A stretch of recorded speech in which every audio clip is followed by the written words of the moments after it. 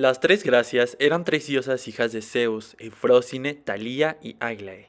Eran encargadas de presidir todos aquellos eventos en los que el placer fuese el ingrediente principal, como los espectáculos de danza, entre muchos otros.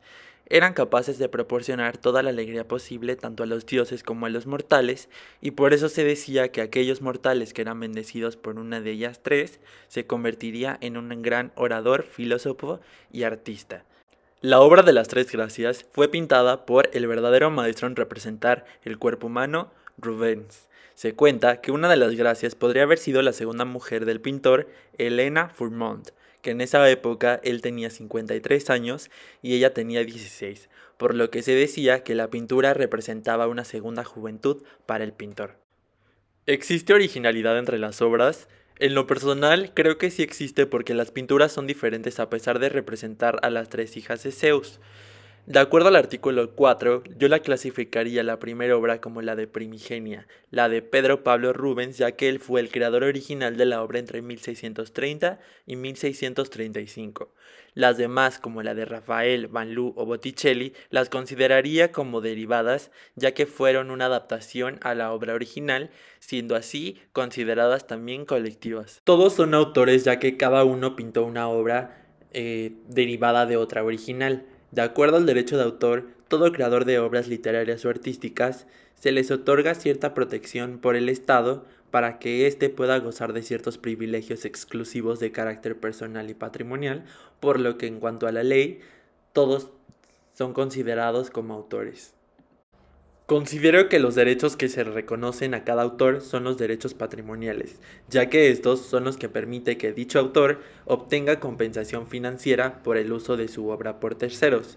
En la mayoría de los casos, si no es que siempre, la legislación de derecho de autor se estipula que los titulares de los derechos gozan del derecho patrimonial a autorizar o impedir los determinados usos de la obra o en algunos casos a recibir una cierta remuneración por el uso de esta misma. Este titular puede prohibir o autorizar, en este caso, de acuerdo de las pinturas, la reproducción de su obra en varias formas. Considero que los derechos de autor nace desde 1710 con el Estatuto de la Reina Ana, considerado uno de los más grandes eventos en la historia de la propiedad intelectual. Fue la primera norma que reconoció lo que actualmente se conoce como el famoso copyright, dedicada a corregir los problemas existentes en ese momento para la reproducción y ventas de obras literarias, y cabe destacar que este estatuto también reconoció al autor su derecho de propiedad.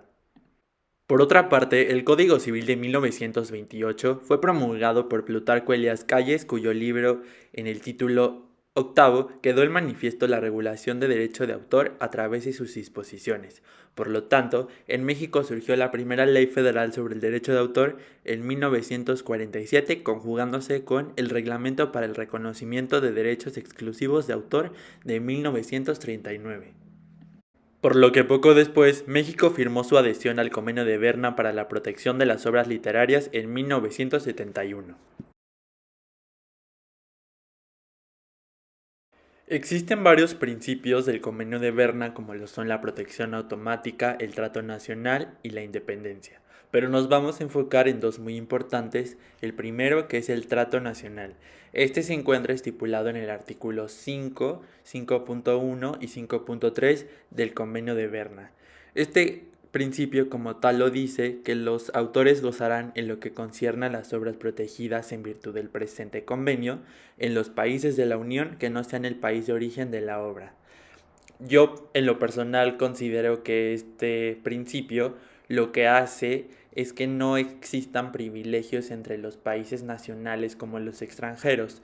El mismo convenio pone un ejemplo muy específico en el cual habla de que si una obra se crea en un país extranjero y al final es víctima en otro país, creo que debe tratarse de la misma forma como si fuera del mismo país en el que se creó. Entonces creo que este principio es muy importante ya que no hace alguna distinción entre, entre las obras y como lo vimos en clase, se logra garantizar un plano de igualdad.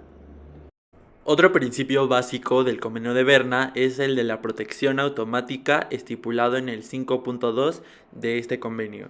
El convenio se junta mucho con el de independencia de la protección, que prácticamente habla sobre el goce y ejercicio de derechos. Sin embargo, en el de independencia es lo que se hubiera conseguido protección o no en el país de origen del autor. En este caso, en el de la protección, el mismo convenio estipula que debe interpretarse en el sentido de condición cuyo cumplimiento es necesario para la validez. Entonces, prácticamente, como lo vimos en clase, eh, el goce y el ejercicio de los derechos no pueden sujetarse a ninguna formalidad, por lo que lo único que nos interesa saber es si una o varias de las condiciones que la ley puede exigir afectan o no al goce y al ejercicio de estos derechos.